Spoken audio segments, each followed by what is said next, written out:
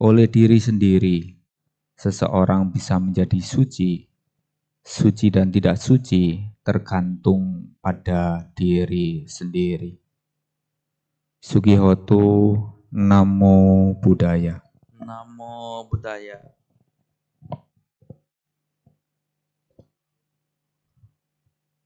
Para Romo Ramani, Ibu Bapak, Saudara sekalian, sebelumnya Bante sampaikan anumodana kepada segenap pengurus Wihara Dhamma Dipa yang telah memberikan kesempatan kami menyampaikan Dhamma dalam rangka mewujudkan rasa bakti kita kepada para mendiang dan juga anumodana kepada semua yang bisa hadir pada malam hari ini. Walaupun di tengah kesibukannya dalam menjalankan kewajiban tanggung jawabnya, semua masih mengingat bahwa kita bisa menjadi seperti sekarang tidak terlepas karena adanya orang-orang yang berjasa di dalam hidup kita. Bisa saja mereka masih hidup dan bisa saja mereka telah meninggal dunia.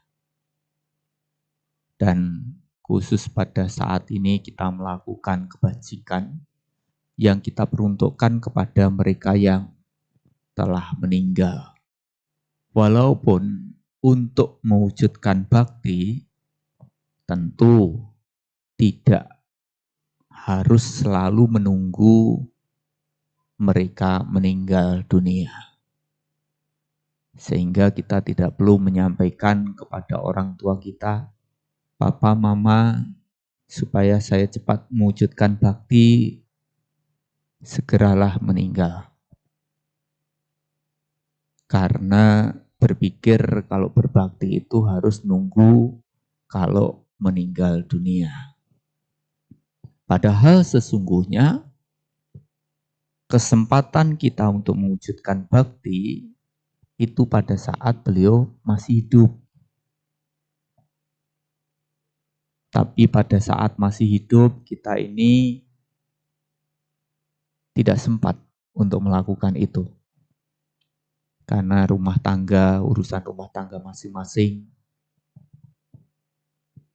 karena pekerjaan, karena kesibukan yang membuat kita ini tidak sadar bahwa kita bisa menjadi seperti sekarang karena mereka.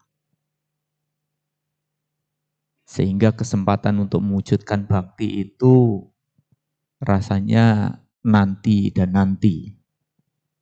Tahu-tahu sudah tidak ada, sudah meninggal. Begitu ditinggal meninggal dunia, nangis-nangis, sedih. Dan kemudian melakukan berbagai macam upacara-upacara besar untuk mewujudkan bakti kepada beliau yang telah meninggal. Dan biasanya biaya untuk melakukan upacara itu ya tidak murah. Waktu masih hidup disia-sia, tapi waktu meninggal dunia, kita mengadakan upacara besar-besaran. Dan bahkan terkadang nilai kebajikannya tidak sebesar dari apa yang dilakukan. Nah, para Romo Ramani, Ibu Bapak, Saudara-saudara sekalian, Bante mengajak kepada Ibu Wasra sekalian untuk malam hari ini belajar untuk menyadari tentang kehidupan ini. Bahwa sesungguhnya kita hidup di alam semesta ini tidak sendirian. Banyak orang, banyak makhluk yang tinggal bersama dengan kita. Dan makhluk-makhluk itu disampaikan bahwa walaupun beda alam, beda bentuk dan bahasanya, semua makhluk yang dilahirkan ia mengalami penderitaan karena kelahiran. Dia mengalami penuaan, dia mengalami kesakitan dan berujung pada kematian. Dan tidak ada yang bisa menghindari itu semua.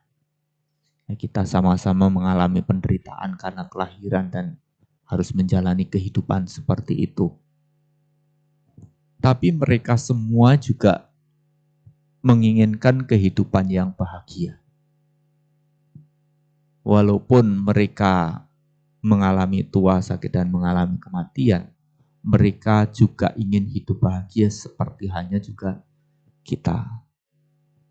Nah, maka karena itu kita sepatutnya bisa menghargai kehidupan orang lain, makhluk lainnya. Kalau kita ingin juga dihargai. Jadi dengan menghargai kehidupan makhluk hidup lain, sama halnya menghargai kehidupan kita sendiri. Makhluk-makhluk itu ada yang nampak, ada yang tidak tampak. Ya, makhluk astral katanya, tidak nampak. Walaupun mereka juga ada di sekeliling kita. Cuma karena ketidaktahuan kita, kita tidak memiliki kemampuan sehingga kita tidak bisa melihat keberadaan mereka. Dan ini pula yang pernah terjadi dengan guru agung kita. Walaupun beliau mengetahui, disampaikan mengenal segenap alam, ya 31 alam kehidupan, beliau mengenal semua makhluk-makhluk kondisi keberadaannya. Beliau tidak langsung menceritakan kepada semuanya apa yang beliau lihat. Tapi pada saat muridnya ada yang memiliki kemampuan dan kemudian melihat keberadaan makhluk-makhluk itu, baru beliau sampaikan, memang ada makhluk demikian. Kenapa mereka terlahir seperti itu? Beliau uraikan, beliau jelaskan apa yang menjadi penyebab dari makhluk-makhluk itu terlahir di alam-alam yang tidak bahagia, terlahir di alam apaya. Padahal sebelum ada yang mengetahui, beliau diam saja. Nah, kita ini kadang-kadang juga kena prank juga. Ada yang ya tidak tahu tapi mengatakan tahu. Di situ ada makhluk, wah kita sudah ketakutan. Ya kalau memang dibilang begitu ya semua tempat di alam semesta ini ada makhluk yang pernah meninggal di situ dan ada keberadaannya mereka. Makhluk-makhluknya ada yang tampak dan ada yang tidak tampak. Ada yang kuat, ada yang lemah.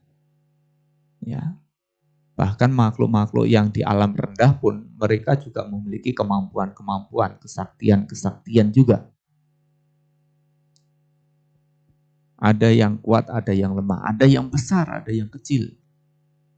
Ada yang panjang, ada yang pendek, ada yang berkaki, ada yang tidak berkaki. Dari mulai makhluk-makhluk yang berkaki 2, berkaki 4, dan bahkan berkaki banyak. Semua makhluk yang dilahirkan itu mau seperti apapun jenis bentuk kelahirannya, beliau pasti, makhluk itu pasti akan mengalami juga kematian. Sehingga bisa kita rangkum bahwa semua makhluk itu tidak kekal. Ya, tidak kekal keberadaannya. Di mana setiap ada kelahiran, maka di situ ada kematian. Nah, kalau mungkin kita bertanya, apakah di alam manusia ini kekal, Bante? Tidak. Kita juga tidak kekal. Ada yang lahir, ada yang mengalami kematian. Di alam binatang, di alam peta, di alam asura, atau bahkan di alam neraka sekalipun, mereka juga tidak kekal. Mereka tidak abadi. Terlahir di alam menderita itu.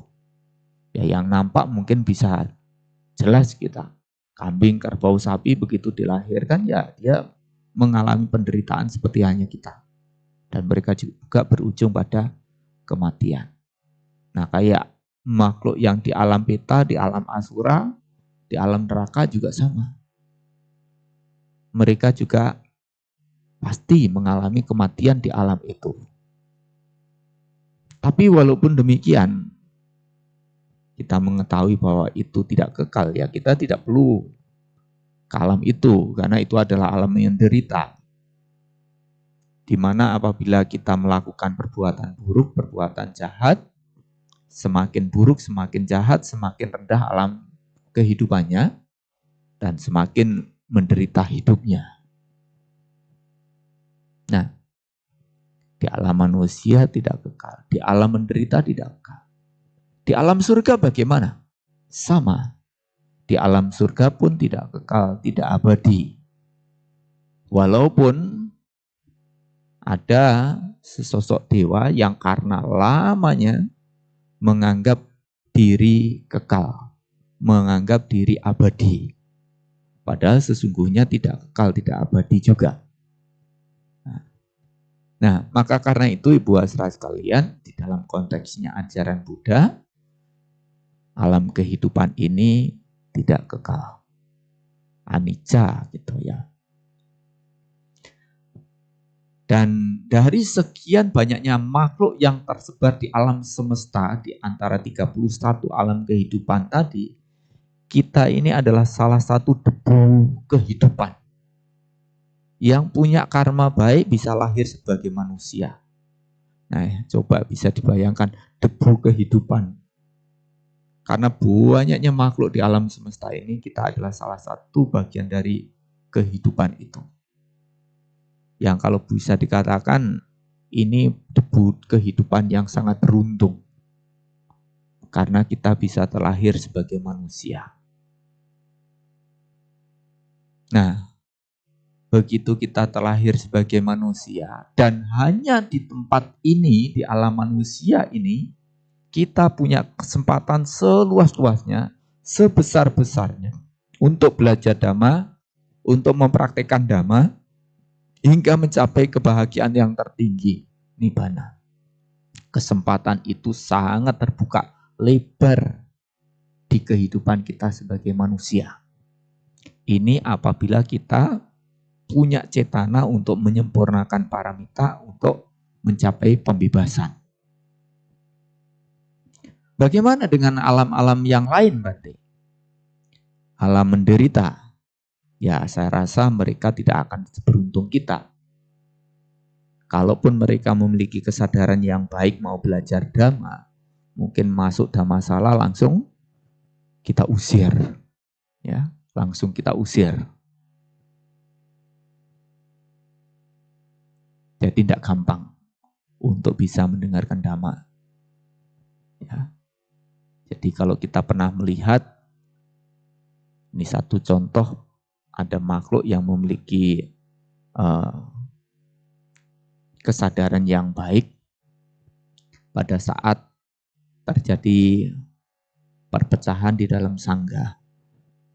Yang ahli meditasi, Dhamma, dan yang ahli Vinaya. Itu benturan begitu keras sampai akhirnya Sang Buddha meninggalkan mereka karena dikasih tahu, diingatkan, para Bante jangan bertengkar, jangan para Bante hentikan pertikaian. Tetap aja otot-ototan. Yang satu mempertahankan, menguraikan Dhamma, yang satunya ahli di dalam Vinaya. Sampai akhirnya beliau meninggalkan para Bante yang sedang berselisih itu, dan tinggallah di sebuah hutan.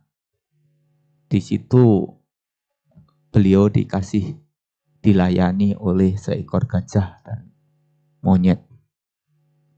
Itu berarti kesadarannya baik untuk bisa melakukan kebajikan itu.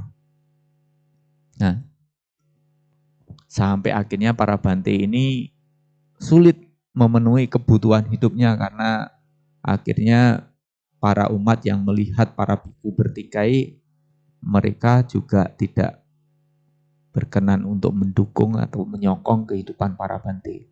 Sehingga para Bante mengalami kesusahan-kesulitan selama masa-masa itu. Sampai akhirnya mereka menyadari kesalahan dan saling memaafkan.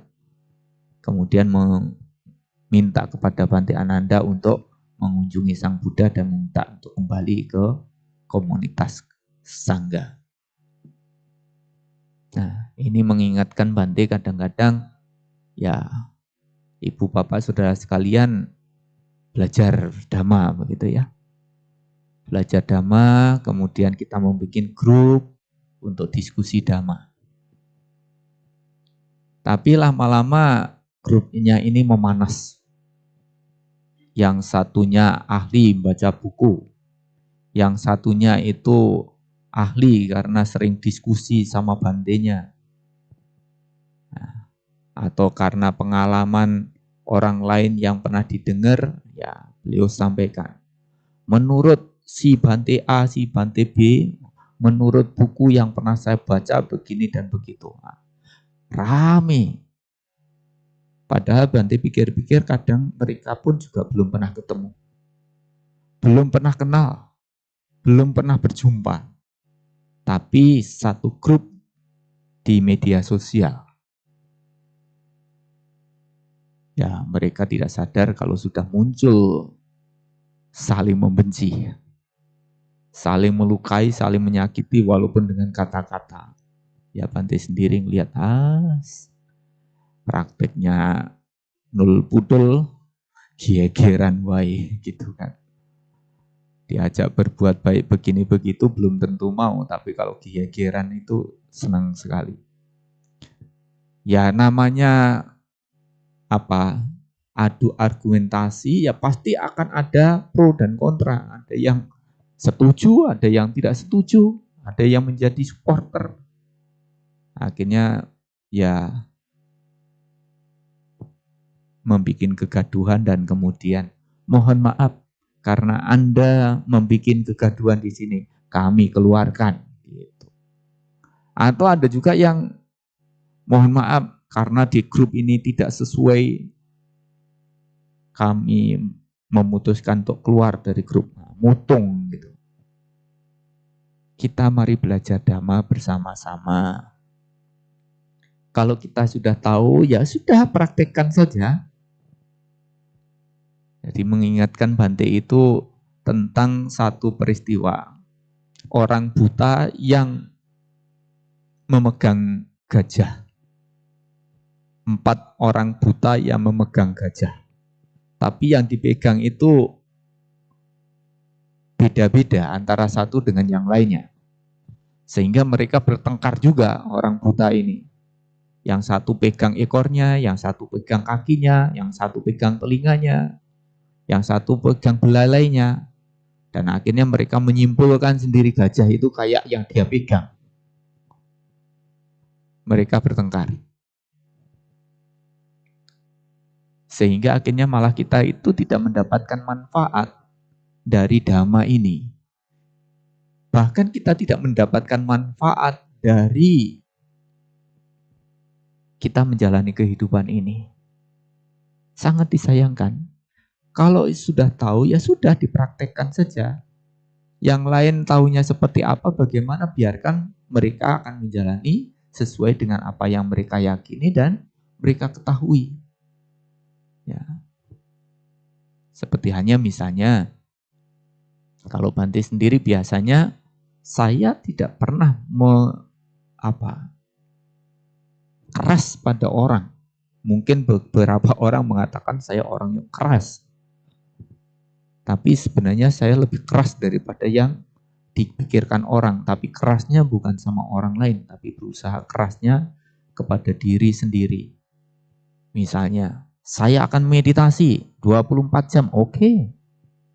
Tapi saya tidak pernah memaksakan ibu saudara sekalian harus meditasi 24 jam. Bubar itu.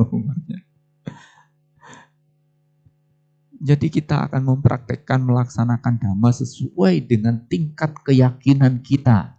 Ya saya tahu Ibu Wasra sekalian juga yakin pada Buddha Dhamma Sangha. Saya yakin Ibu Wasra sekalian juga memiliki pengetahuan dhamma. Tapi tingkat keyakinan satu orang dengan orang yang lain berbeda. Satu orang dengan orang yang lain pengetahuannya dhamma tidak sama. Dan kemampuan dalam mempraktekkan melaksanakan pun juga tentu berbeda. Yang membuat ya semua orang kondisinya berbeda-beda. Tapi saya yakin semuanya berupaya untuk bagaimana memperoleh kebahagiaan dalam kehidupannya. Terlepas yang dijalani itu benar atau salah. Tapi semua pasti menginginkan kehidupan bahagia, meninggal masuk surga. Kalau bisa ya nibbana begitu ya. Tapi ya mohon maaf kalau saya sendiri masih belum tahu ini kapan nibbananya gitu kan. Rasanya masih sangat terlalu jauh sekali. Saya berusaha pagi, siang, sore, malam meditasi. Meditasi jalan, meditasi duduk, meditasi jalan, meditasi duduk. Tiap hari. Tapi kok masih belum nampak itu nibbananya di mana gitu.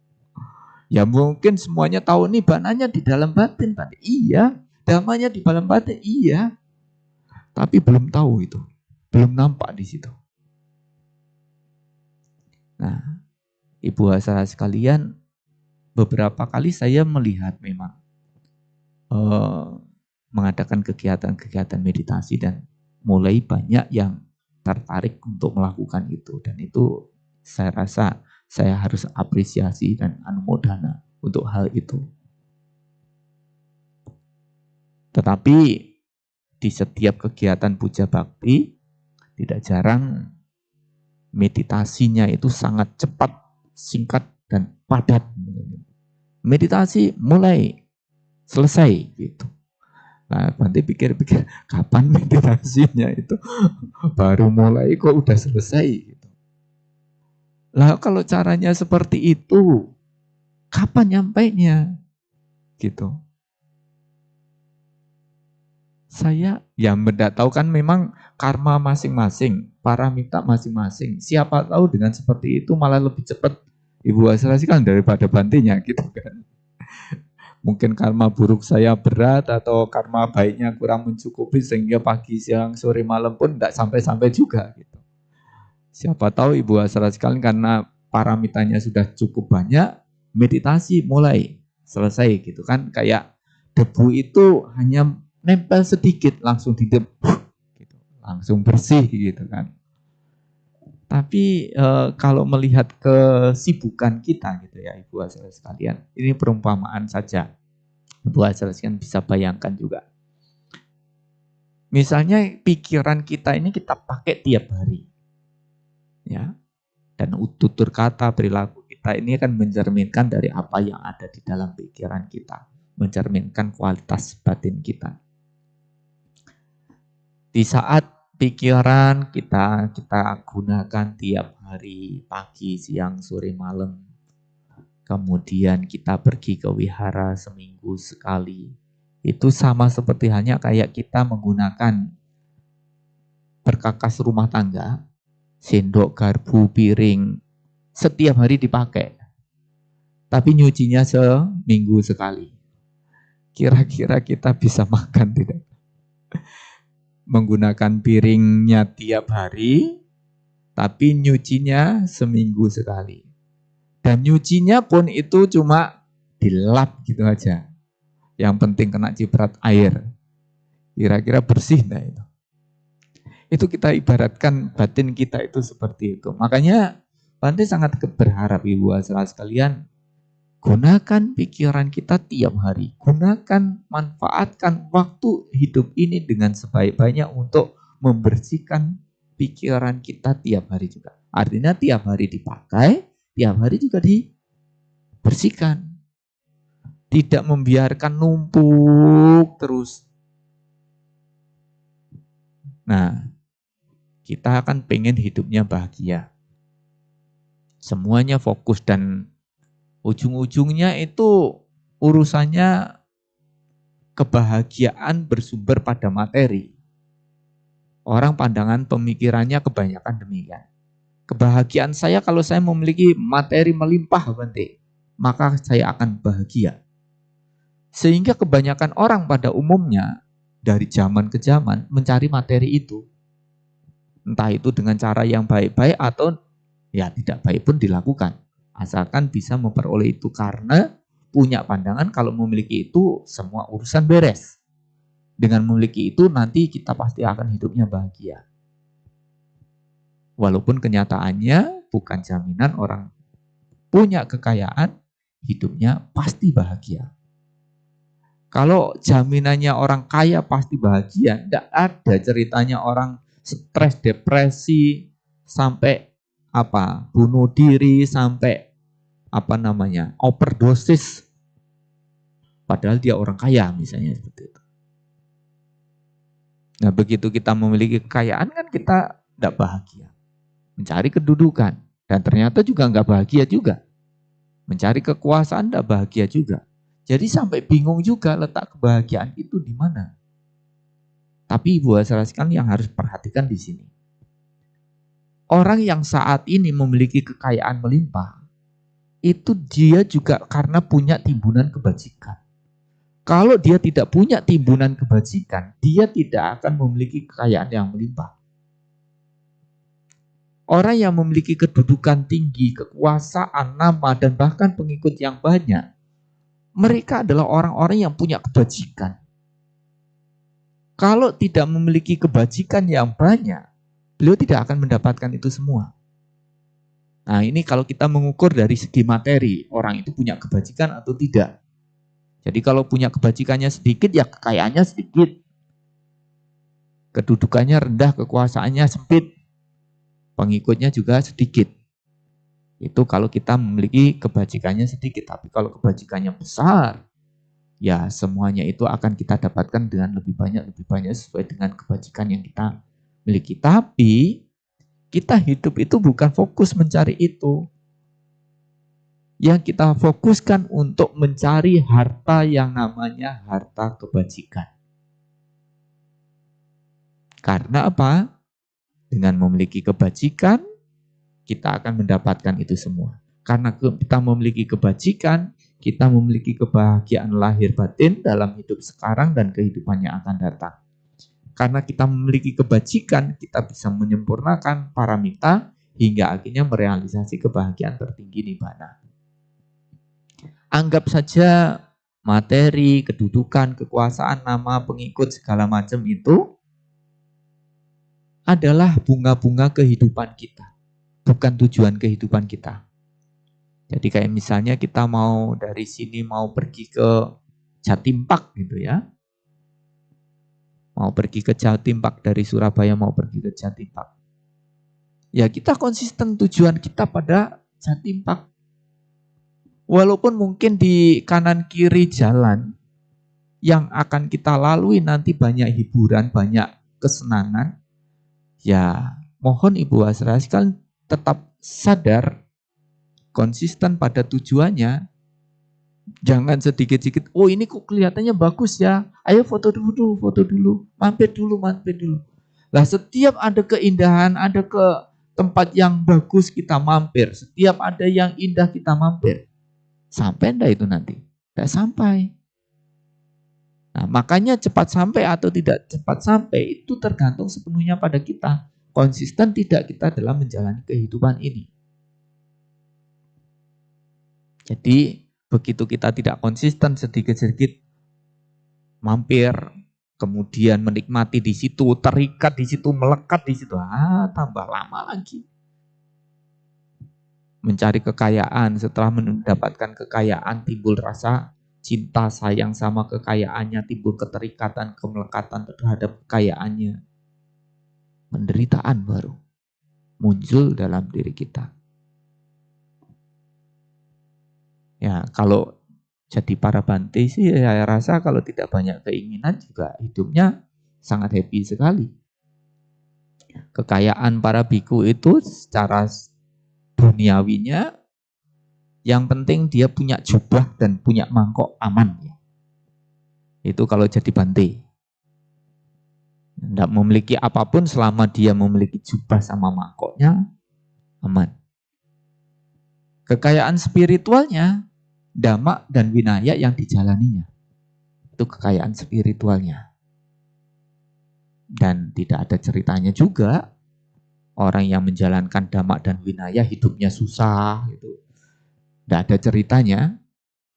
Ya kalau seorang biku atau ada umat yang memiliki sila yang bagus, ya, kebajikan yang banyak, hidupnya susah, ya pasti para dewa ya mereka tidak tenang dalam menikmati kebahagiaannya di alam surga.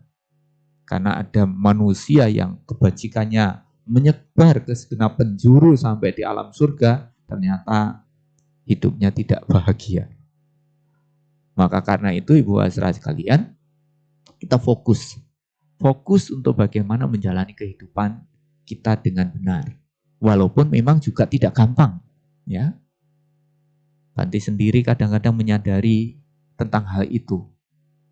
Sampai kemudian juga timbul pemikiran bahwa, wah, mungkin karma buruk saya terlalu berat.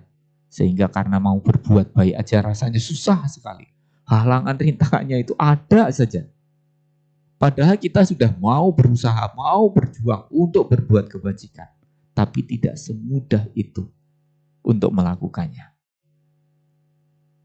Tapi kalau kebajikannya mendukung, saya rasa semua apapun yang kita lakukan, walaupun ada halangan, rintangan tidak seberapa. Atau bahkan kita berjalan dengan gampang aja, lurus aja. Karena kebajikannya melimpah, jalannya lurus, tidak ada halangan, tidak ada rintangan. Tapi walaupun kita banyak halangan, banyak rintangan, ya tetaplah berpegang teguh pada Dhamma untuk menjalani kehidupan ini hingga sampai akhirnya sampai pada tujuan hidup kita. Kita gunakan perumpamaan kayak apa? Kereta api ya. Kalau kita kayak kereta api, konsistenlah menjalani jalan di relnya. Konsisten untuk menuju pada tujuannya. Bagaimana kalau seumpamanya ada halangan rintangan menghadang di rel kereta api? Terjang dia. Benar enggak?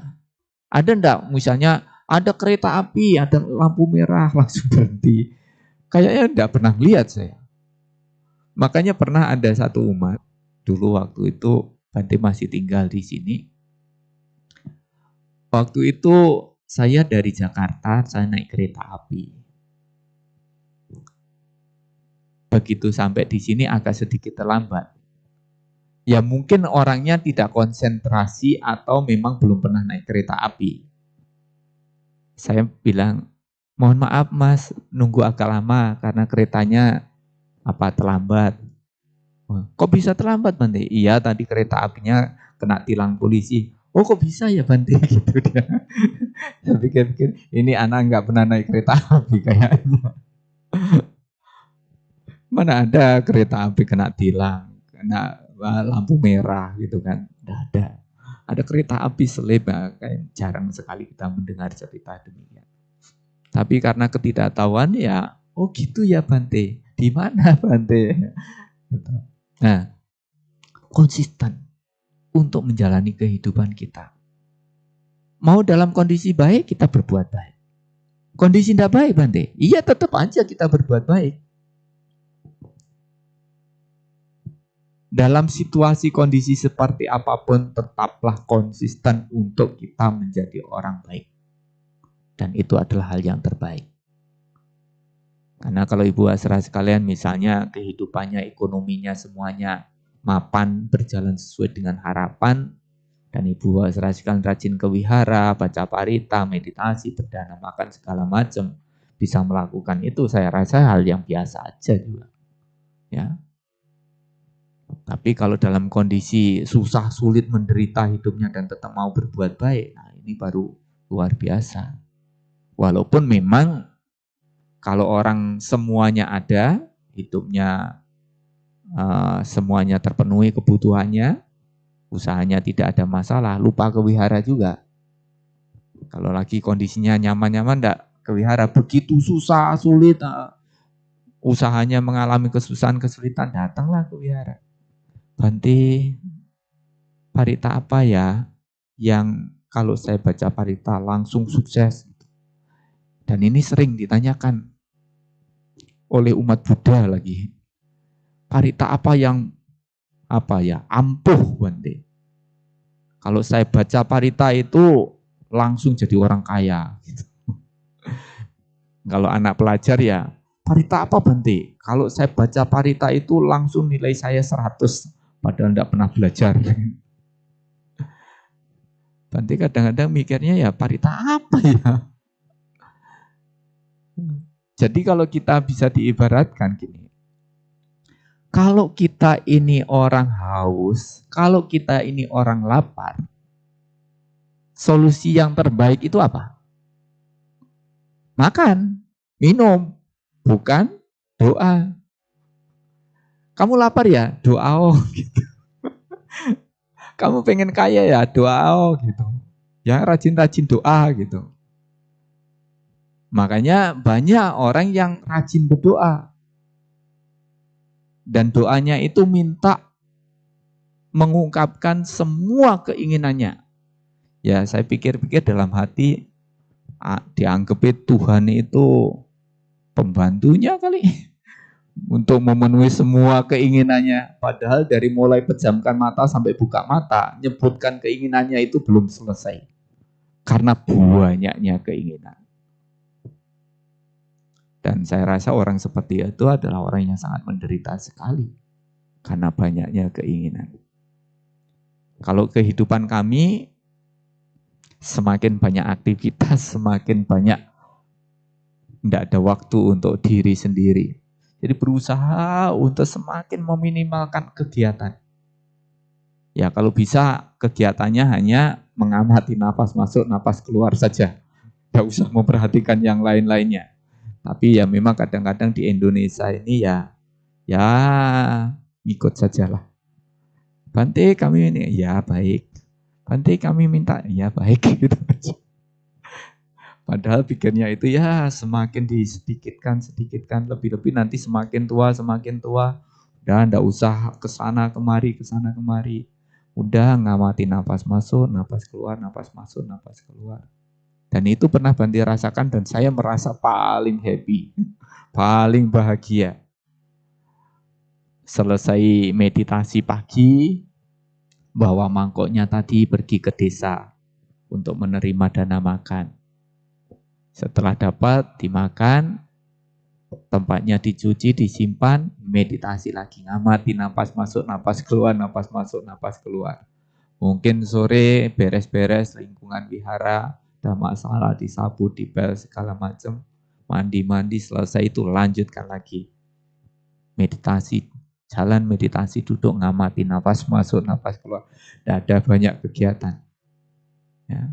Dan saya mikir, wajarlah kalau Bante-Bante yang tinggalnya di hutan sana dengan demikian bisa cepat mencapai kesucian gitu kan. Yang ngamati nafas masuk, nafas keluar aja. Nah, kalau kita ini bukan ngamati nafas masuk, nafas keluar, ya ceramah ke sana kemari, ada acara ini, acara itu, belum lagi mikirin semen harga berapa ya, batu bata harga berapa ya, pasir harga berapa ya. Meditasinya ngurusin semen, ngurusin pasir, ngurusin batu bata. Loh ini budonya kemana, nafas masuk, nafas keluarnya kemana gitu. Tapi kadang-kadang Bante juga sadar, tahu itu. Ya sudahlah, enggak apa-apa, mumpung masih sehat, masih bisa, gitu kan. Masih ngalah-ngalahkan juga. Melihat bahwa kalau itu hal yang berguna, bermanfaat, ya sudahlah dilakukan. Walaupun menurut kami sendiri, kebajikan apa coba? Loh itu loh, kayak misalnya saat ini kayak di Banyuwangi itu kan ada 5 tahun ini kita sudah membangun 2 sekolahan sudah, PAUD TK. Baik yang ada di Damaharja dan juga di Damakerti. Kemudian ada juga membangun candi di Pulau Merah dan candi di Damaharja, Candi Manggala yang kemarin kita gunakan untuk Sada Agung. Nanti mikir-mikir saya tidak dapat apa-apa karena itu yang bangun umatnya bukan saya. Gitu. Jadi kalau kita mau mendapatkan harta yang sesungguhnya, harta yang sejati, kebajikan yang besar, sudah duduk diam. Amati nafas masuk, nafas keluar, nafas masuk, nafas keluar. Gitu. Dan semua upaya-upaya kebajikan apapun yang kita lakukan, itu menyelamatkan diri kita sendiri, supaya kita tidak terjatuh di alam menderita. Ibu Astra sekalian hari ini berbuat kebajikan. Janganlah berpikir bahwa ini untuk leluhur kita. Ini kebajikan kita. Siapapun yang melakukan laku hormat menyebabkan hidupnya terhormat. Siapapun yang menanam, maka ia akan memetik apa yang dia tanam. Jadi, dikala kita berpikir untuk melakukan pelimpahan jasa kepada para mendiang, ya kebajikan apa yang kita telah lakukan, yang kita nanti bisa limpahkan kepada para mendiang. Walaupun kenyataannya kebajikan itu menjadi milik kita. Tidak seperti hanya patidana itu kayak orang memberi sesuatu gitu ya. Kalau kita punya uang 100, kasihkan orang lain 100, akhirnya kita tidak punya. Bukan begitu. Karena pernah ada yang Bante dengar punya konsep pemikiran, Bante, nanti kalau kami melakukan pelimpahan jasa sering-sering, nah saya tidak punya jasa kebajikan dong gitu. Padahal kan tidak demikian. Semakin kita punya rasa hormat, punya rasa bakti kepada orang tua, kepada para guru, kepada para leluhurnya, kebajikan kita bukan semakin habis, tapi semakin melimpah. Makanya orang yang melakukan hal demikian, tidak ada ceritanya yang hidupnya mengalami kesusahan, kesulitan, mengalami penderitaan, tidak ada.